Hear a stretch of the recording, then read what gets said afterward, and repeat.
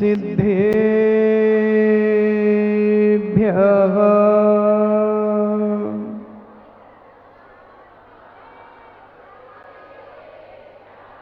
ॐ नमः सिद्धेभ्यः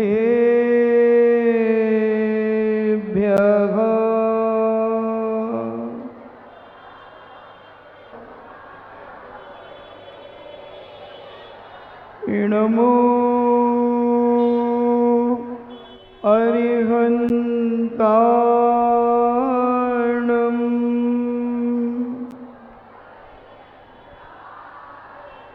नमो सिद्धाणं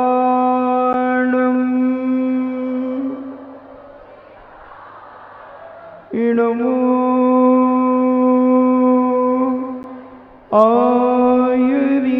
आयुर्याणं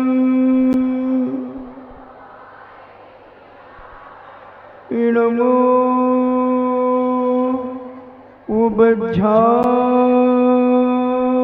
उबज्झायाणं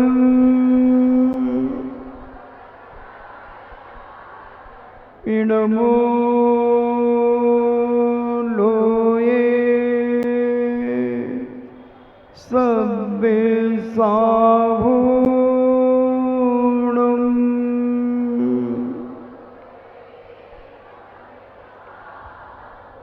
पंच परमेष्टि भगवान की अहिंसामयी बीतराग विश्व धर्म की देवादिदेव 1008 आदि ब्रह्मा आदिश्वर श्री आदिनाथ भगवान की देवादिदेव 1008 मूल नायक चिंतामणि घोर उपसर्ग विजेता श्री पार्श्वनाथ भगवान की देवादिदेव 1008 शासन नायक बाल ब्रह्मचारी भगवान महावीर स्वामी की परम पूजनी आचार्य श्रोमणि गुरुवर श्री कुंद कुंद महामुनिराज की परम पूजनी आचार्य श्रोमणि गुरुवर श्री विद्यासागर जी महामुनिराज की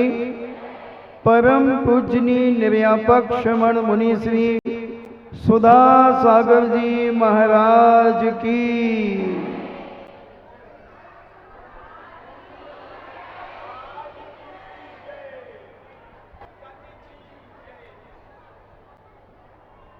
दस महीने से आगरा चातुर्मास से 16 कारण भावना के ऊपर प्रवचन चल रहा है। अभी दमोह में शील दत्तेषु निवृत्ति 4 भावना पर प्रवचन समाप्त हुआ है। आज चौथी भावना पर हम चर्चा करेंगे। बात चल रही है अभीक्षक ज्ञानोपयोग की। 16 कारण भावना की चौथी भावना। पहली भावना दर्शन विशुद्धि होती है, दूसरी भावना विनय संपन्नता होती है, तीसरी भावना शील व्यत्यसु निवृत्ति 4 की होती है और चौथी भावना है अभीक्षण ज्ञानो उपयोग। अभीक्षण जो निरंतर हमेशा अपना समय ज्ञान में ही लगाता है, अपनी दैनिक क्रियाओं में ही जो समय व्यतीत करता है, जो एक श्रावक के 6 आवश्यक कर्म है, देव पूजा, गुरु उपासना, स्वाध्याय, संयम, तपा, दानम चेति, ग्रस्तानाम षड कर्माणि दिने दिन। तो उसमें एक स्वाध्याय भी आया। स्वाध्याय भी हमें अपने जीवन में करना चाहिए। देव पूजा, जिनेन्द्र भगवान की पूजन, अभिषेक, देव पूजा, गुरु उपासना, गुरु की उपासना, देव पूजा, गुरु उपासना, स्वाध्याय तीसरे नंबर पे रखा। तो अभीक्षण ज्ञानोपयोग, जो पूज्य बड़े बड़े मुनिराज हमेशा अपनी ज्ञान आराधना में लगे रहते हैं, अपनी ज्ञान आराधना में इतने तल्लीन रहते हैं, कोई जरूरी नहीं कि वो किताब देख करके ही पढ़ें। शास्त्रों को खोल करके ही पढ़ें।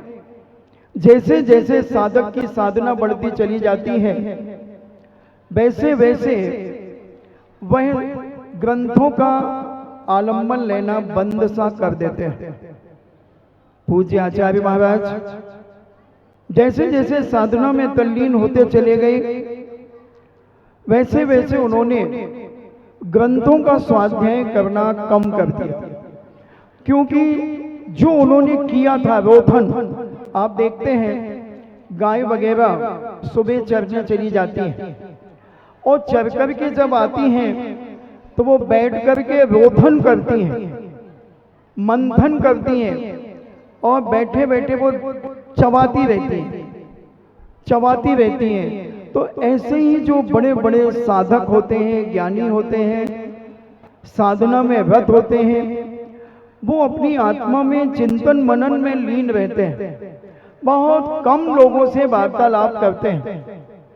और जो आचार्यों ने अपने ग्रंथों में लिपिबद्ध किया है उस पर चिंतन करते हैं कि पूज्य समनभद्र स्वामी ने क्या लिखा, पूज्य अकलंक स्वामी ने तत्वाव सूत्र के बारे में क्या लिखा, उमा स्वामी महाराज ने तत्वाव सूत्र के बारे में क्या लिखा, पूजपाद स्वामी ने तत्वाव सूत्र पर क्या लिखा। तो इस प्रकार से चिंतन मनन करते चले जाते हैं। और यही अभीक्षण ज्ञानोपयोग का मतलब होता है कि 24 घंटे अपने ज्ञान की आराधना में तल्लीन रहना, यहां वहां जहां तहां की बातों से अपने मन को विकार युक्त नहीं बनाना। साधु का कार्य है, कहा भी है, विषयासा वसाती तो निरारंभो परिग्रह, ज्ञान ध्यान तपो व्यक्ता तपस्वी सा प्रशस्ते। जो पंचेंद्रियों के विषयों से दूर रहते हैं, विषयासा वसाती तो निरारंभो परिग्रह, और आरंभ परिग्रह से पूर्णता रहित रहते हैं और ज्ञान ध्यान में तप में लीन रहते हैं, ऐसे मुनिराज अभीक्ष ज्ञानोपयोगी कहलाते हैं। और जो इस प्रकार की चिंतन मनन में लगे रहते हैं और जब वो पूर्व जन्मों में जन्म लेते हैं तो उन्हें जन्म से ही अनेक प्रकार का ज्ञान होता है। पूज्य कुंद स्वामी के बारे में आता है कि उन्होंने जीवन में वस्त्र ही नहीं पहने और 11 साल की उम्र में दिगंबरी दीक्षा धारण कर ली और ऐसे बेजोड़ आचार्य बने कि भगवान महावीर स्वामी और गौतम गणधर के बाद अगर कोई किसी का नाम लेता है तो वह पूज्य कुंद स्वामी का ही नाम लेता है। कुंद आमना चालू हो गई। जब भगवानों के पंच कल्याणक हुआ करते हैं तब उसमें एक प्रशस्ति लिखी जाती है, कुंद मूल आमना। कुंद स्वामी जैन दर्शन के बहुत बड़े अध्यात्म वेता थे। अगर कुंद स्वामी ना होते बंधुओं भारत में तो आज साधु 24 घंटे मंत्र तंत्र के प्रयोग में लगा रहता, दिन भर पीछी उठा करके जो भी श्रावक आया उसे ठोकता रहता, अपनी पीछी की धूल उड़ाता रहता। अभी भी कई स्थानों में हम देखते हैं, आप भी देखते होंगे कि साधु केवल वाग देश कसायों में, गंडा ताबीज में, दुनिया के धागे टंटे में ताबीज बांटना, कहीं ये करना कहीं वो करना, इसी में उलझा रहता है, क्योंकि उसने स्वाध्याय नहीं किया। अगर स्वाध्याय वो करता तो वो जानता कि मेरा कर्तव्य क्या है, मुझे करना क्या चाहिए। बदनाम क्यों हो जाता है साधु? अनेक प्रकार के टाइटल और टीवी चैनल उनके बारे में क्या क्या बोल देते हैं।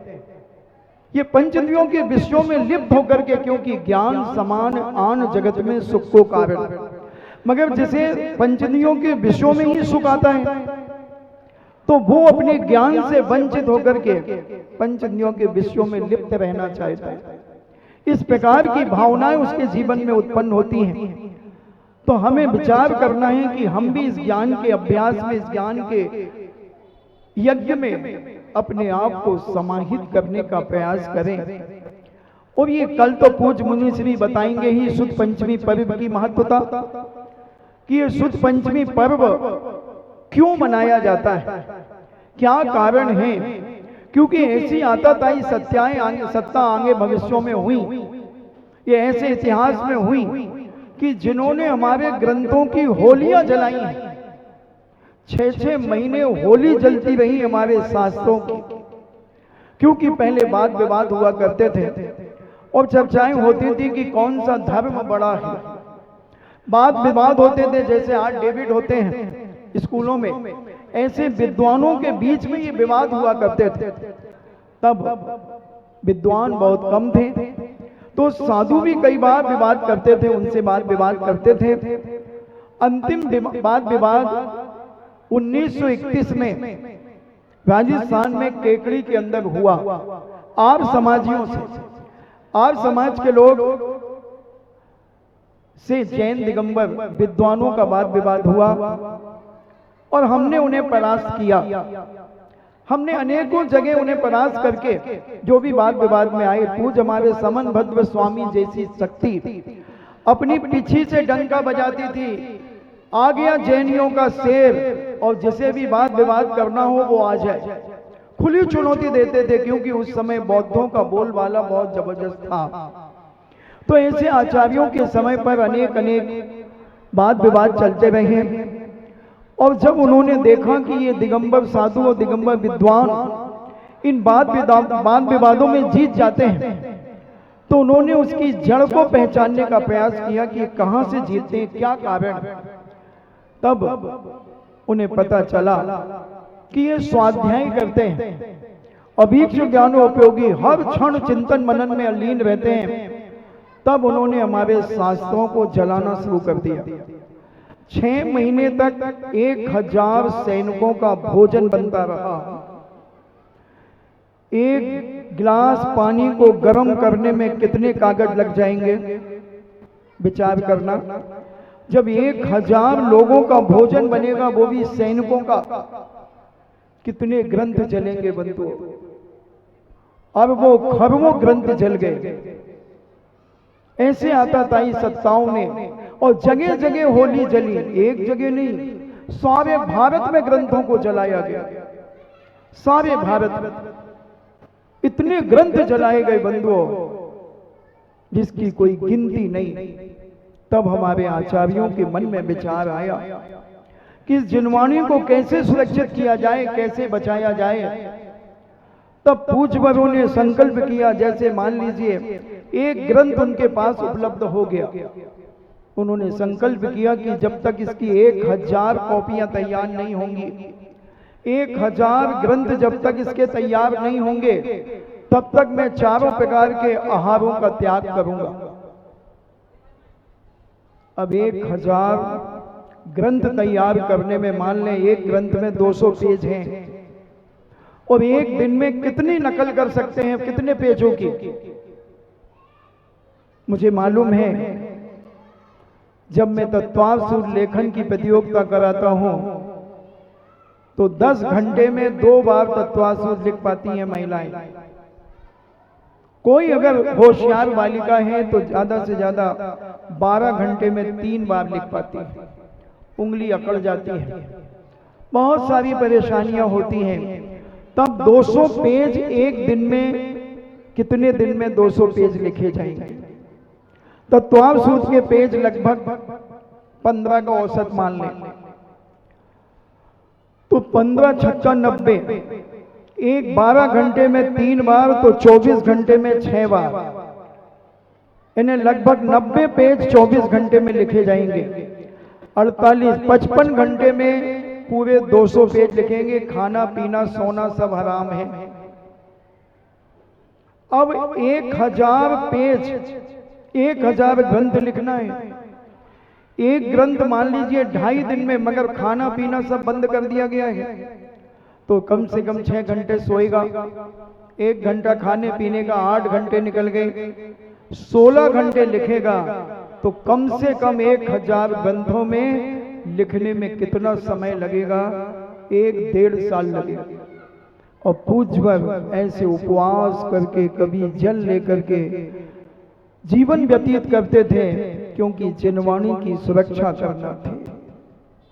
और हम जिनवाणी का कितना अभिनय करते हैं, कितना अभिनय करते हैं। जरा मंदिरों की दशा देखें, मंदिरों की दशा देखें जिनवाणी की। चावल मिलेंगे उन पूजा की किताबों में, ग्रंथों में, मक्खियां मरी हुई मिलेंगी उनमें, मकड़ी मिलेगी। ये पाप किसके खाते में जाएगा? उन महिलाओं के, उन पुरुष भाइयों के जाएगा जो पूजा करते करते थोड़े से पुष्प उठाकर के उसमें डाल देगी, क्योंकि कल पूजा उन्हें वहीं करना है। ये है पाप। अब वो पीली हो गई किताब, गीली थी, जब गीली थी आपने उसमें डाल दिया, अब वो कागज वहां का गीला हो गया, धीरे धीरे वहां से फट जाएगा। अब ऐसी महिलाएं जो ये काम करती हैं बंधुओं, सारे भारत की दशा, तो ऐसे ज्ञानावर्णी कर्म का इन्हें बंद होगा कि ये 100 बार पढ़ेंगी तो भी इन्हें याद नहीं होगा। कितना भी कुछ कर ले, ये वही लोग हैं बंधुओं जिनका पढ़ने में मन नहीं लगता। बहुत स्वाध्याय करने के बाद इन्हें याद नहीं होता। या प्रवचन में जो यहां वहां की बातें करती हैं, ये वही पापने हैं जो गृहस्थी की बातें, संसार की बातें करती हैं। इसलिए नीतिकारों ने कहा, कर्म डसे जब जानियो जिनवाणी ना सुहाय, के ऊंगे के लड़ मरे क्या उठ घर को जाए। कर्म, ऐसे मिथ्यात्व रूपी कर्म ने डसा इस महिला को। जैसे कर्म डसे जब जिनवाणी, मिथ्यात्व रूपी कर्म जब उसका उदय में आता है जिस जीव का, उसको धर्म की बातें नहीं सुहाएंगी, उसे इधर उधर की राग देश की बातें सुहाएंगी। और जैसे तैसे मान लो बैठी भी रहेगी तो जमाइयां लेती रहेगी, मुंह फाड़ती रहेगी। अब उसी समय कोई कीड़ा मकोड़ा उसके मुंह में घुस जाए। एक घटना घटी थी भीलवाड़ा के अंदर। एक महिला खम्बा से टिक कर के बैठी थी, 1000-1500 लोग प्रवचन सुन रहे थे, और वो खंबे से टिकी थी और मुंह ऐसे खुला था। एक छोटी सी चुईया उसके कपड़े पे चढ़ी और उसके मुंह में घुस गई। उसने यूं पकड़ी तो वो इतनी चिकनी थी चुईया कि वो अंदर स्लिप हो गई, उसके पेट में चली गई। बोलो, जिस महिला ने कभी बेचारी ने गाजर मूली ना खाई हो, कभी चींटी नहीं खाई हो, कभी कॉकरोच नहीं खाया हो, और उसने संगी पंचेंद्री चुईया को खा गई। अब इतनी वेदना हुई को कि चुईया के छोटे छोटे नाखून थे उसके पेट में, वो चुभने लगे। फौरन उसे डॉक्टर के यहां भेजा गया। डॉक्टर ने कहा कि भाई वो तो चुड़िया मर गई, अब ये ऐसे नहीं निकलेगी। फिर उस महिला को 1 दर्जन चिट्ठीदार केले, बड़े वाले केले खिलाए गए, और फिर 25 ग्राम इलायची को पीस करके उसे खिलाया गया। जब वो अंदर केला सड़ करके उसे पोटी कराई गई, और पोटी करा करके वो चुईया निकाली गई, मरी हुई चुईया। क्योंकि इनका मन नहीं लगता स्वाध्याय की बातें सुनने में। जिन जिन को ये आलस आ रहा है बंधुओं, नियम से इनका मन नहीं लग रहा, मगर अब बैठे हैं, क्या करें।